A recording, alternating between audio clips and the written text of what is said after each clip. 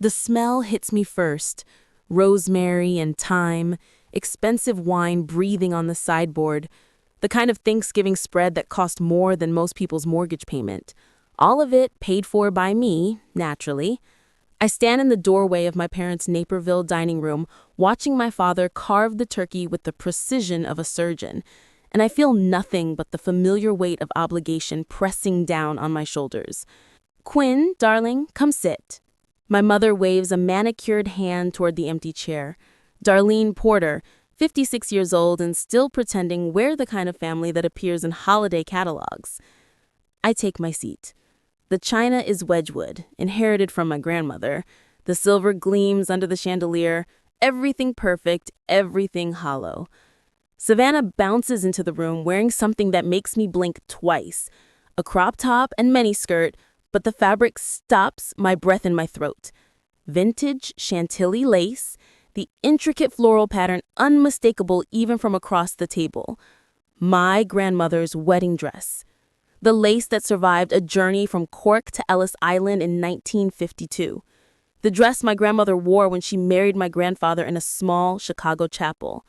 The dress that was supposed to be mine, locked safely in the cedar chest in my old bedroom upstairs. "Savannah." My voice comes out flat. "What are you wearing?" She twirls, 24 years old and completely oblivious. "You like it? I had it made custom. Found this amazing vintage lace just rotting away upstairs." "Rotting?" I repeat carefully. "The chest was locked, but honestly, Quinn, it was just sitting there." She waves her hand dismissively, and that's when I see it. The diamond on her finger catching the light like a tiny star. "Besides, I needed something special for tonight. Jax and I have an announcement." My phone vibrates against the table. I glance down. Notification. $3,800 charge. Cartier. Authorized user, Savannah. The room tilts slightly. I grip the edge of the table, feeling the smooth wood under my fingers, grounding myself in something solid while my world fractures. "We're engaged," Savannah squeals, thrusting her hand toward my father. Elias Porter leans back in his chair, grinning like he's just closed a $1 million deal instead of watching his youngest daughter flash stolen jewelry. "Congratulations, sweetheart." He raises his wine glass. My wine, from my account at the downtown liquor store. "Jax, welcome to the family." Jax, the amateur DJ with the carefully styled hair and the smile of someone who's just won the lottery, nods. "Thank you, sir. I promise to take good care of her." I should say something, smooth it over, smile and congratulate them, and pretend I don't notice that my grandmother's dress has been hacked into clubwear, that my credit card just funded an engagement ring I wasn't consulted about, that I'm sitting here like an ATM with a pulse. But then my father looks at me, really looks at me, and says, "Don't be jealous, Quinn. Be happy for your sister." Jealous. The word detonates something inside my chest. 6 months ago flashes through my mind. The ER after my appendectomy, lying on a gurney in a paper gown, alone, calling my mother because I was scared and in pain and needed someone. Hearing party music in the background. Her irritated voice. "Quinn, your card declined at Nordstrom. Can you fix it? I'm in the middle of lunch." Not, "Are you okay?" Not, "Do you need me?" Just, "Fix the card." I look at my sister in the ruins of my inheritance. I look at my father, expecting him to correct this, to acknowledge the line that's been crossed. He's already turning back to his turkey, dismissing me with his silence. The switch flips. I don't scream, I don't throw anything, I simply stand, my chair scraping against the hardwood floor with a sound like a judgment being passed.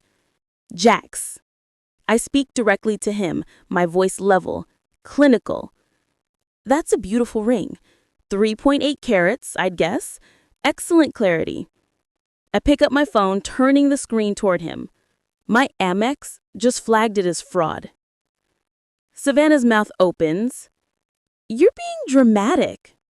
"Am I?" I grab my coat from the back of my chair. Black wool, tailored, expensive. The kind of coat you buy when you stop waiting for approval and start buying your own armor. Enjoy your dinner. I'm sure the pie will be delicious.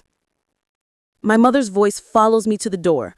Quinn Alexandra Porter, you sit back down this instant.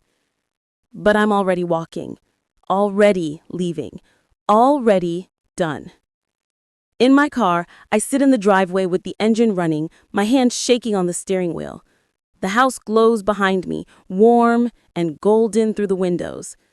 Picture perfect. A lie wrapped in expensive wrapping paper.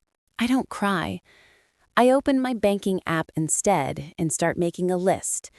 Every recurring payment, every authorized user, every single thread connecting me to that house and the people inside it. My phone buzzes. A text from Savannah. What the fuck is your problem? You're ruining everything. I delete it without responding. Then I open my credit card app and hover my finger over the freeze card button. One tap. That's all it takes. I press it. Then I put the car in drive and head back to Chicago. Back to my silent apartment where nobody asks me for anything. Where the only person I'm responsible for is myself. The heating oil gauge in their house reads 5%. I checked it yesterday when I dropped off groceries. They have no idea how to refill it. Their credit cards are maxed. Winter is coming, and for the first time in my life, I'm not going to be the one keeping them warm. The drive back to Chicago feels shorter than it should. My apartment building rises out of the loop like a fortress, all steel and glass and blessed anonymity. Nobody here knows my family. Nobody here wants anything from me except the rent, which I pay on time every month without being asked. I park in the underground garage and take the elevator to the 14th floor, my hands now steady on my phone.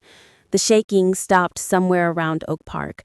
What replaced it is something colder, cleaner. Inside my apartment, I don't turn on the lights. The city glow through the windows is enough. I drop my coat on the sofa and go straight to my laptop, settling into the chair at my dining table. The chair I bought myself, the table I assembled myself, the life I built without asking them for a single dollar. First, credit cards. I log into each account, moving through the screens with the muscle memory of someone who's done this professionally for years. Fraud detection, risk mitigation, financial forensics. I've spent 5 years analyzing other people's financial disasters. Time to apply those skills to my own. American Express. Freeze. Remove Savannah as authorized user. Visa. Freeze. Remove Savannah. MasterCard. Freeze. Remove all authorized users. Each click feels like closing a door. No, better than that. Like changing the locks. My phone starts buzzing. I silence it without looking. Let them wonder. Let them panic when the next transaction declines. Next, recurring payments. The mortgage transfer. That monthly hemorrhage of $4,200 that's been bleeding me dry for 3 years. My parents' house, their equity, their problem. I pull up the bank's bill pay section and hover over the cancel button. A memory surfaces. My father, 2 years ago, drunk on Christmas Eve. You're doing so well, Quinn. Your mother and I are so proud. We always knew you'd take care of us. Not, we're grateful. Not, thank you. Just, we knew you would. I click cancel. The system asks me to confirm. I confirm. The cable and internet bundle comes next, $179 a month so my father can watch golf and my mother can post filtered photos on Facebook, pretending she's still the woman who married a successful real estate broker instead of a man who hasn't closed a deal since the 2008 crash. Cancel. Confirm. Done. I lean back in my chair, staring at the screen. The apartment is so quiet I can hear my own breathing. This is what peace sounds like. No demands, no guilt trips, no sister ransacking my past for Instagram content. But there's something else, something nagging at the edge of my awareness. I pull up my credit monitoring account, the one I check obsessively every Sunday morning. Experian loads slowly. And there it is. Red flag alert. Sitting at the top like a bomb someone left on my doorstep. New account opened. SBA loan. $45,000. Business name? Savannah Porter Entertainment. My throat closes. I read it again, my brain refusing to process what my eyes are seeing clearly. Opened 4 months ago, under my Social Security number. My credit. My liability. I click through to the application details, my hands moving automatically while my mind reels. The documentation loads in pieces. Business plan, financial projections, all the bureaucratic nonsense required for a small business administration loan. And there, on the application signature page, handwriting I'd recognize anywhere. My father's. Not Savannah's looping, careless scrawl, his precise block letters, the ones he thinks look professional. Elias Porter, bankrupt real estate broker, forging my signature to fund his younger daughter's fantasy career. I stand up so fast the chair tips backward, clattering against the hardwood. The sound doesn't even register. I'm pacing now, my mind racing through implications, consequences, legal ramifications. Wire fraud, identity theft, federal crimes, plural. If I don't report this, I'm liable. $45,000 of debt in my name for a business that doesn't exist, will never exist, can never exist because Savannah has the attention span of a goldfish and the work ethic of a trust fund baby, which she isn't, because we don't have a trust fund. We have me. Had me. I grab my phone and scroll through my contacts until I find Leo Rees. We work in adjacent departments, him in risk management, me in data analytics. We've collaborated on fraud cases before. He's good, thorough, professional. Most importantly, he's not family. The phone rings twice before he picks up. Quinn, it's almost midnight on Thanksgiving. I need your eyes on something. My voice sounds strange to my own ears. Flat. Mechanical. Fraud case. Personal. A pause, then, send me what you've got. I'll look at it first thing tomorrow. Thank you. Quinn? His voice softened slightly. You okay? Am I? I look around my apartment at the life I've built with precision and careful planning. Everything in its place. Everything under control. But it wasn't under control, was it? They've been dismantling me piece by piece while I smiled and paid the bills. I will be, I tell him. I'm sending the files now. After we hang up, I forward everything to him. The credit report, the loan documents, the mortgage payment history, a paper trail that tells a story I should have seen coming years ago. My phone buzzes again. Another text from Savannah. I glance at it this time. What the fuck? Fix this now. Not, I'm sorry. Not, can we talk? Just fix this. I open her contact information and change her name. The cursor blinks in the text field. I type defendant number 1. Save. The next morning arrives cold and bright. Black Friday, the biggest shopping day of the year. I'm drinking coffee at my dining table, still in my pajamas, when the notifications start. Transaction declined. $500. Bridal boutique of Naperville. Transaction declined. $73. Sullivan's Bar. Transaction declined. $215. Nordstrom. Each alert brings a small, vicious satisfaction. This is what accountability looks like. This is what happens when the bank closes. My phone rings, Savannah, of course. I let it go to voicemail. Then a text. Stop it, Quinn, now. I don't reply. Instead, I open my laptop and start building a spreadsheet. Every payment, every charge, every dollar I've given them over the past 5 years. Column A, date. Column B, amount. Column C, purpose. Column D, running total. The numbers climb higher than I expected. $145,000, give or take a few hundred for rounding errors. For what? For the privilege of being called jealous when I objected to theft? My phone buzzes again.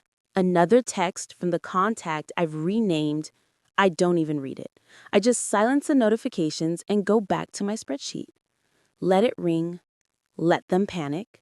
Let them figure out what life looks like when the safety net walks away. Winter is coming, and I'm done keeping them warm. 2 weeks pass in blessed silence. The Naperville house sits dark in my rearview mirror, both literally and metaphorically. No texts, no calls, just the cold Chicago winter settling in. And for once, I'm not the one keeping anyone warm. I'm at my desk when Leo drops a printed screenshot onto my keyboard. You need to see this. The TikTok video fills the page. Savannah, wrapped in a blanket, sitting in what appears to be the dimly lit living room of the Naperville house. Her eyes are red-rimmed. The caption reads, "Story time, when your rich sister tries to freeze your elderly parents." I don't move, don't breathe, just stare at the view count. 2.3 million. Keep scrolling, Leo says quietly. I do. The comments are a wall of outrage.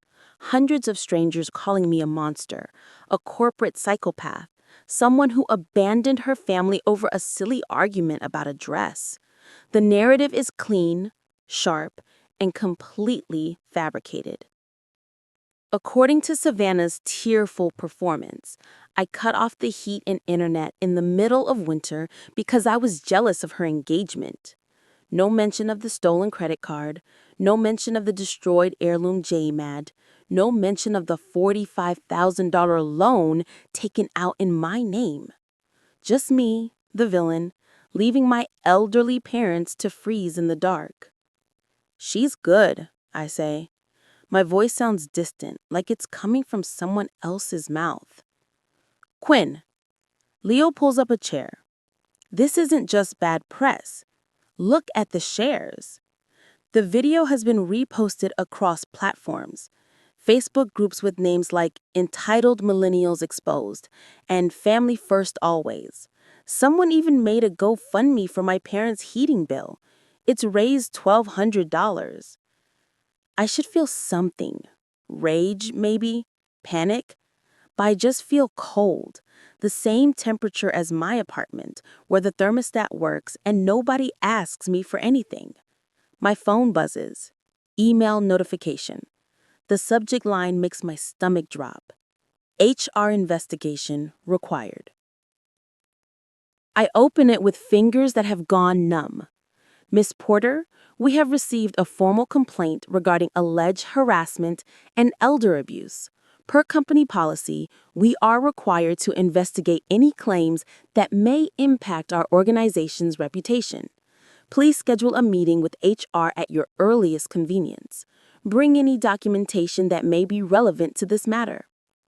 The email is signed by Janet Kowalski, Director of Human Resources, the woman who approved my promotion 6 months ago, the woman who nodded approvingly when I mentioned supporting my family during my performance review.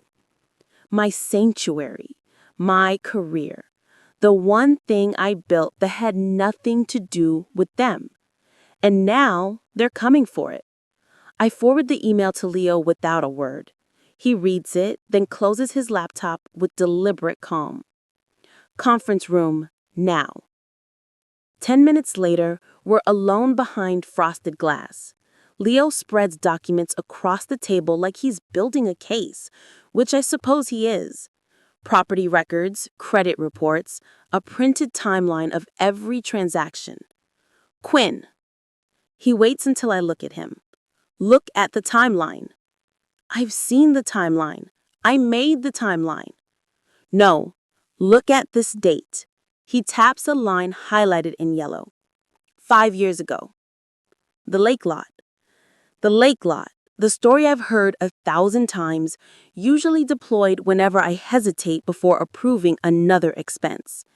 Your father sold his dream property to pay for your college. The least you can do is help out now. The guilt I've carried like a stone in my chest. What about it? Leo slides another document across the table. Official letterhead, Cook County Recorder of Deeds. The sale closed on August 14th, sold for $62,000.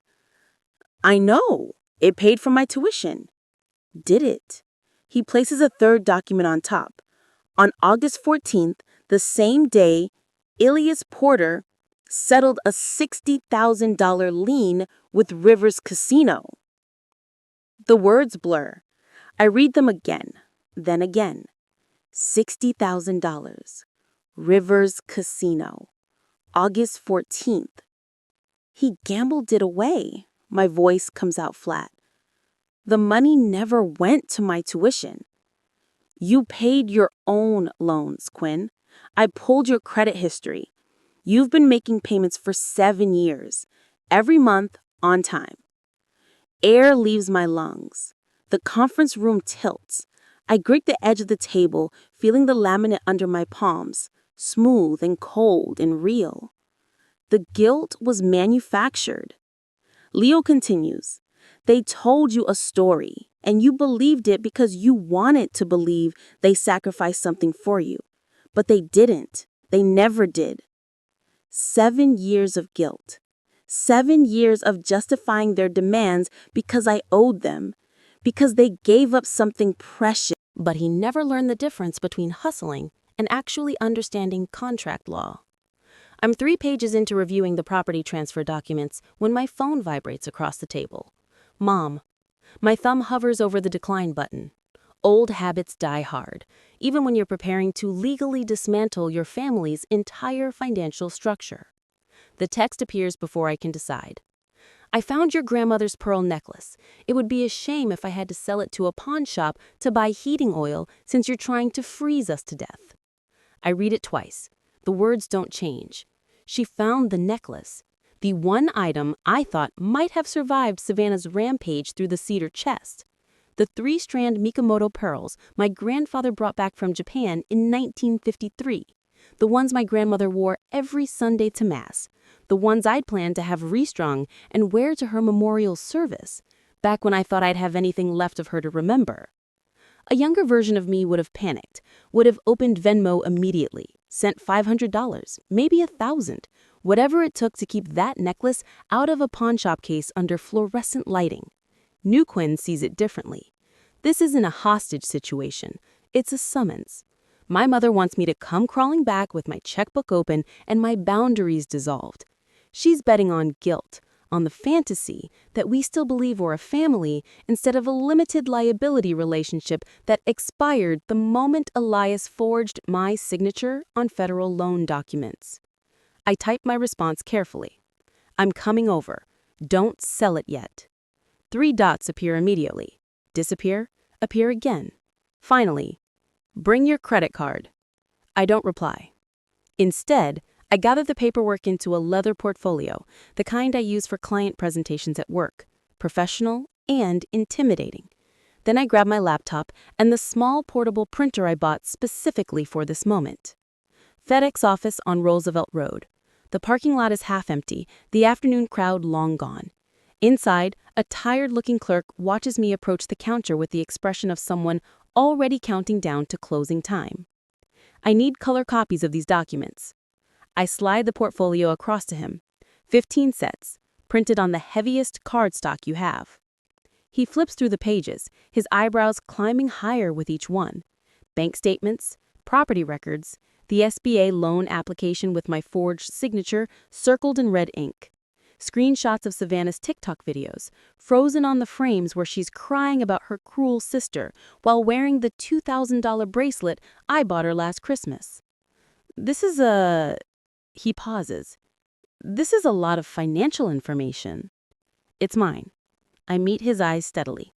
I'm presenting it to the people who stole it. He doesn't ask any more questions, just starts feeding pages into the industrial copier, the machine humming in the quiet store. 20 minutes later, I'm back on the road with a box of documents that cost me $372 to print, worth every penny. The sun is setting as I pull into my parents' driveway.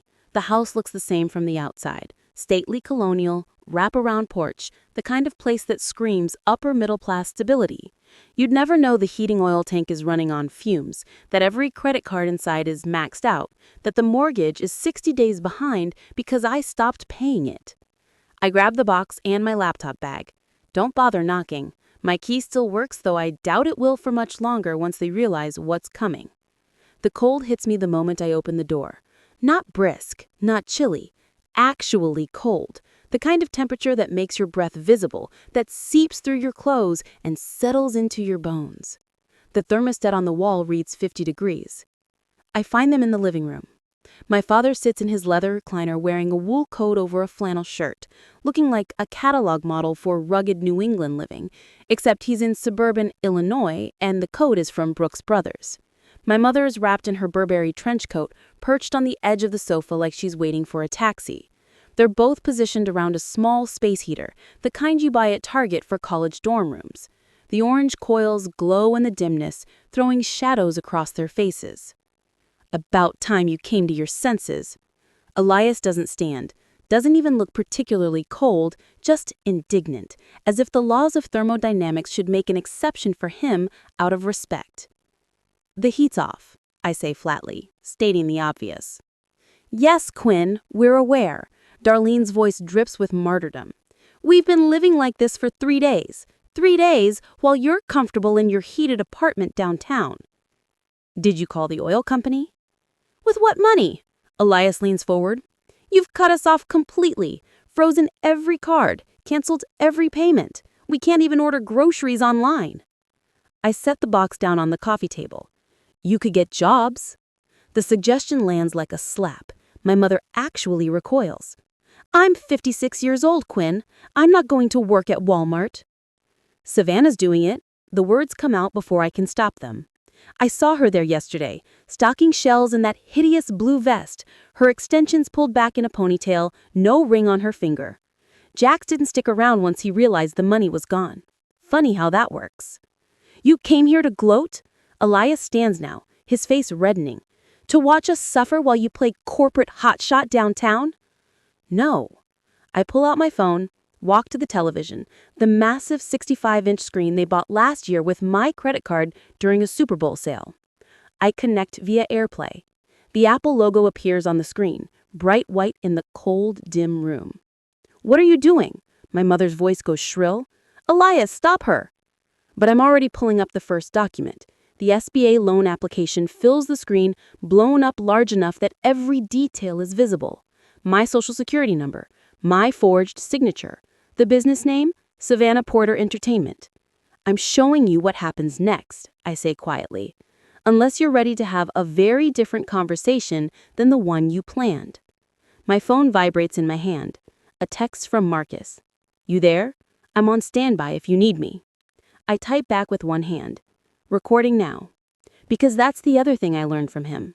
Always have a witness, even if they're just listening through a phone line, even if they never say a word. Having someone else present changes everything. My father stares at the screen. The color drains from his face slowly, like watching time-lapse photography of a sunset. Quinn. His voice sounds different now, smaller. Let's talk about this reasonably. Okay. I open the portfolio and pull out the first set of documents. Let's talk. Savannah emerges from the kitchen, still wearing the engagement ring, still believing this ends with me handing over a check. Finally, can we get this over with? I have dinner reservations. Sit down, I say. Not a request. My mother shifts on the couch, pulling her coat tighter. Darlene Porter, 56, enabler-in-chief. Quinn, sweetie, if you could just help us with the heating oil, we can talk about this reasonably. Reasonably. The word tastes like ash in my mouth. I tap my phone. The first image fills the screen. The SBA loan application, $45,000. My social security number, my forged signature. But the handwriting on the business plan section? That's my father's. I'd recognize those cramped letters anywhere. Savannah Porter Entertainment, I read aloud. Interesting business venture. Tell me, Dad, when did you learn to forge my signature so well? The temperature in the room drops another 10 degrees. Not the thermometer, something else. Elias stands up, trying to reclaim authority through height. Now hold on. That loan was for the family, for Savannah's influencer career. You benefited from this family, and it's time you gave back. Gave back. I let the words hang there. Let me show you what I gave back. Second slide. Casino debt settlement records. $60,000 paid to Rivers Casino on the exact same day they told me they sold the lake lot to fund my tuition. Public records, dates, account numbers. The lie documented in black and white. My mother makes a small sound. Not quite a gasp, more like air escaping something deflating. The lake lot, I say, my voice steady as a surgeon's hand. The sacrifice you reminded me about every time I hesitated to pay your mortgage, the reason I felt guilty for years. I turned to face them directly. You didn't sell it for my education. You sold it to cover Dad's gambling debts. Savannah looks between our parents and the screen, confusion finally cracking through her usual smugness. What is she talking about? Shut up, Savannah. The words come out cold, clinical. I'm done protecting her from their rot. Third slide. The civil lawsuit draft. Defamation. Every TikTok video saved, timestamped, archived. Screenshots of comments, view counts, the viral spread of her lies about me cutting off elderly parents' heat in winter. Fourth slide. The police report for identity theft. Ready to file, just missing my signature. Here's what happens now, I say, and I'm surprised by how calm I sound, how utterly devoid of emotion. Elias stands up, trying to reclaim authority through height. Now hold on. That loan was for the family, for Savannah's influencer career. You benefited from this family, and it's time you gave back. I smile. Actually smile. It feels strange on my face, like muscles remembering a foreign language. Actually, Dad, under Illinois law, I have 30 days to report it to avoid liability. I pull up my voicemail and set it to speaker. The bank representative's voice fills the room, confirming the fraud flag, explaining the timeline, outlining my protection as a victim. Today is day 29. The bluff dies on his face. I watch it happen. Watch the realization creep in like frost on a window. You have one choice. I continue. Sell the house, pay me back, or I send these reports to the Naperville police and the FBI. Wire fraud, identity theft, federal crimes. Savannah, too, as an accessory. My mother is crying now. Real tears, not the manipulative kind she usually deploys. Quinn, please, we're your parents. You can't do this. I can. 2 words. Simple, true. My father deflates into the couch. The arrogance strains away, leaving only a tired old man in a cold house. What do you want? I told you what I want. Sell, pay me, or face the FBI. We can't sell that fast. The market right now, it could take months. I have a solution. I tap my phone again, pull up the offer letter. There's an instant cash buyer, an LLC willing to purchase as is. Quick close. They're offering below market value. But given your situation, I'd suggest you take it. They don't ask questions. They don't have the energy left to ask questions. My mother just nods, defeated. My father signs the authorization right there on my phone, his hand shaking. The LLC is mine, of course, formed 3 weeks ago. But they don't need to know that yet. You have 48 hours to accept the offer. I'd suggest you don't waste time. I disconnect my phone from the television. The screen goes dark. I take the grandmother's necklace that was on the table as well. I walk toward the door, my footsteps echoing on the hardwood. Quinn, my father's voice stops me at the threshold. We're still your family. I look back at them. 3 people who taught me that love was transactional, that family was a business arrangement, that I existed to be used. No, you were my creditors, and the debt is almost paid. The cold air outside feels warmer than the house I'm leaving behind. A month after the showdown, I sit in my car outside the empty Naperville house staring at the email on my phone, the one I've been waiting for. Subject, leaseback extension request. From Porter Property Holdings, LLC. To Elias and Darlene Porter. Dear former owners, your request for a 30-day leaseback extension has been reviewed and denied. Please note that you have 48 hours to vacate the premises per the terms of your sales agreement. Additionally, be advised that I do not rent to individuals who destroy family heirlooms. Regards, Quinn Porter, owner of Porter Property Holdings, LLC. I read it 3 times. The parents don't know yet. They sent their request to the generic LLC email yesterday, probably assuming some faceless corporate buyer would rubber stamp their plea. They're about to find out exactly who bought their house. I forward the email and watch the sending animation complete. Done. The house looks smaller than I remember. Not the imposing colonial I grew up in, just a building. Brick and mortar and memories I no longer need. The for sale sign is gone. The lawn needs mowing. Nobody's living here anymore, but they haven't fully moved out either. Boxes visible through the front windows. The heating oil tank I let run dry has been refilled by the new owner. Me. I use my key now, to my house. Inside, the air smells stale. Dust motes float in the afternoon light streaming through the bay windows. The Wedgwood china is gone, probably sold.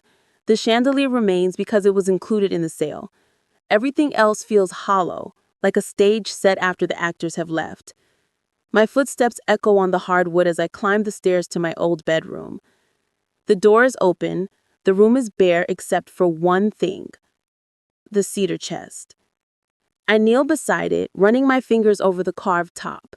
The lock is still broken, preed open by Savannah's impatience. I lift the lid slowly,